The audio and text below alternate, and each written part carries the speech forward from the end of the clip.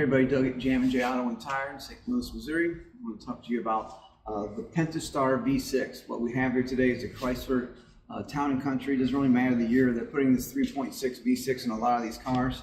And what we're going to talk about is what we're going to call an oil filter housing.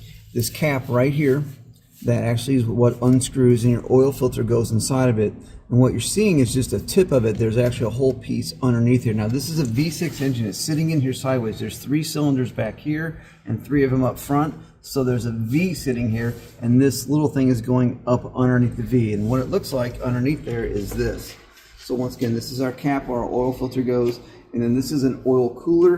And on the bottom, they're going to circulate oil and antifreeze through this to help cool the oil down and things like that. So what's happening is these things are made of plastic and they start to warp over time. They get hot and cold, and then these seals will start to leak. They can leak oil, they can also leak antifreeze, and we have one in here today that's leaking antifreeze really well.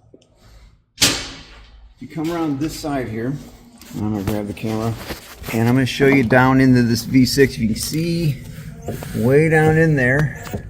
Let's see if I can get it. See the antifreeze starting to flow down there? You can see it trickling down there.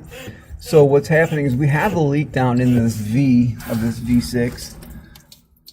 Get a good shot of that antifreeze down there, but see that all that antifreeze puddling out of there? You can see it running. See it running all down the engine now. And what we're doing over there is we're simply pressurizing our cooling system. So that's a cooling system pressure tester, and we pressurize the system, and now we have antifreeze leaking out here. So most likely it's going to be in that oil filter housing.